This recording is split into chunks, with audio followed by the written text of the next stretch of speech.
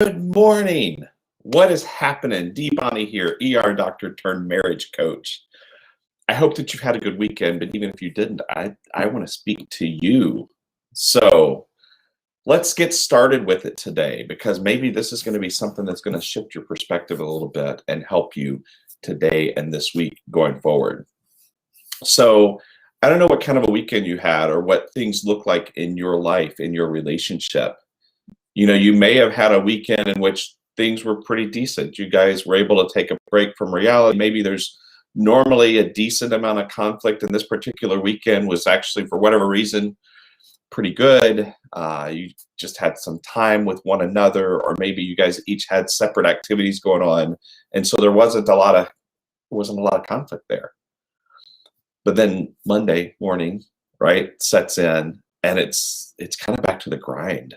And you know what the grind looks like. If you don't like your grind, then you kind of dread getting back into it, because that's when real life comes in and it starts squeezing you from all different directions. And maybe that's the point in your relationship where things get hard again and you just feel distant and disconnected. Or maybe the opposite is true for you. Maybe this past weekend was really hard with your spouse. Maybe there was conflict that just kept coming seemingly out of nowhere, and you guys were not in stride together and you kept butting heads. And now Monday morning's here and you're looking around and you're just like, I don't know that I can continue to do this.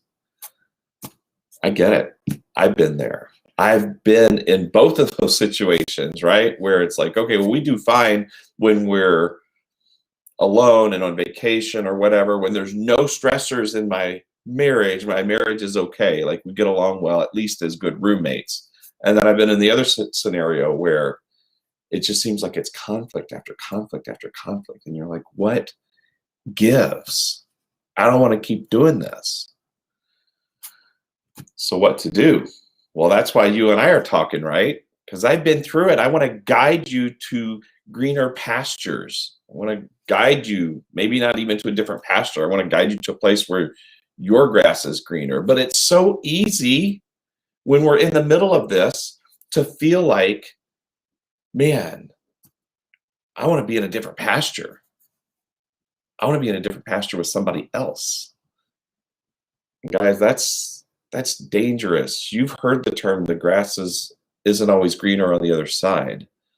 Man, if you're looking over at another pasture and that pasture, the foliage is lush, maybe there's a water feature and a babbling brook, whatever a babbling brook is, and the grass is coming in and it looks like a golf course, and you're looking at that and you're like, man, I want that. Well, if it really is like that, if that grass really is that amazing and that plot of land is that awesome, when you get there, it won't be. You see, whatever grass is green is because someone there is cultivating it. Someone there is doing the work and plucking the weeds, because there's always weeds in marriage. Man, Megan and I have a really good marriage. There's still some weeds that we have to address.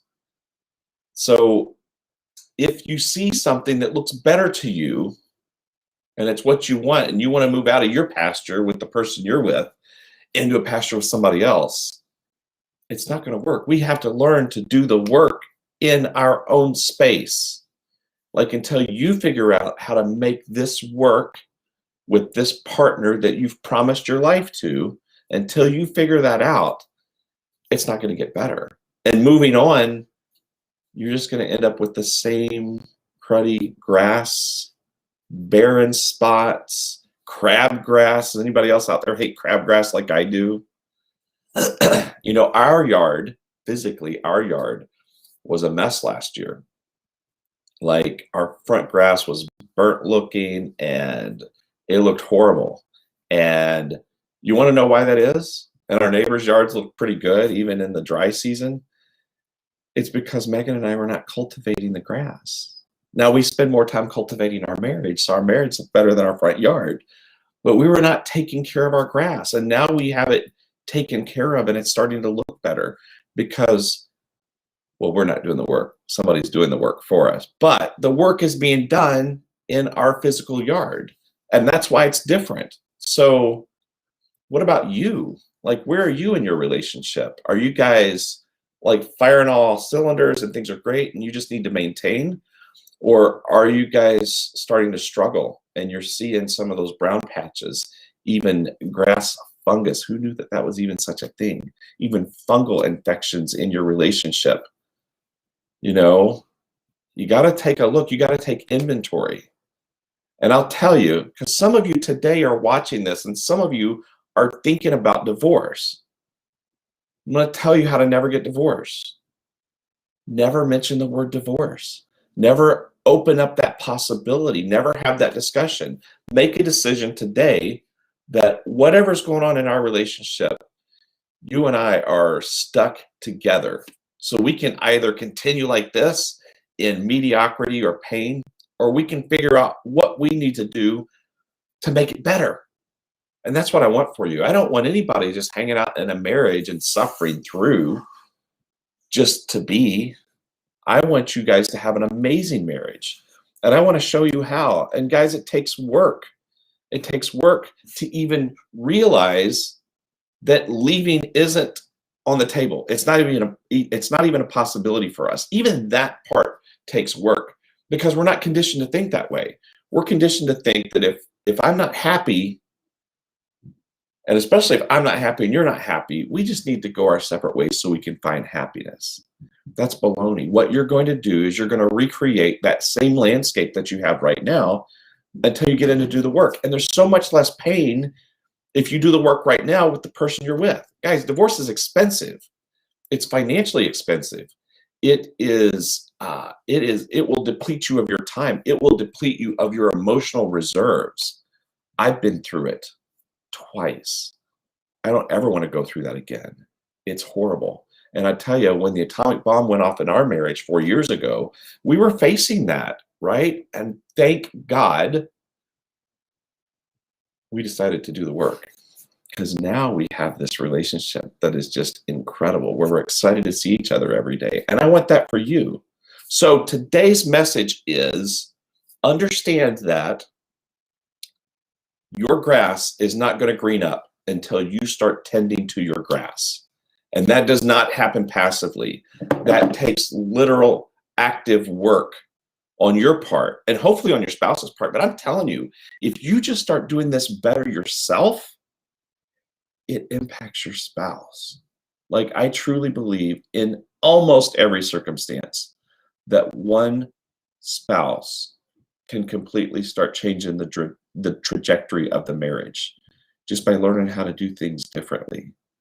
You know, this week I want to talk to you some about active listening. Like, what does that look like? How do we even incorporate that into our discussions? How does that help us with our communication? How does that help us with conflict?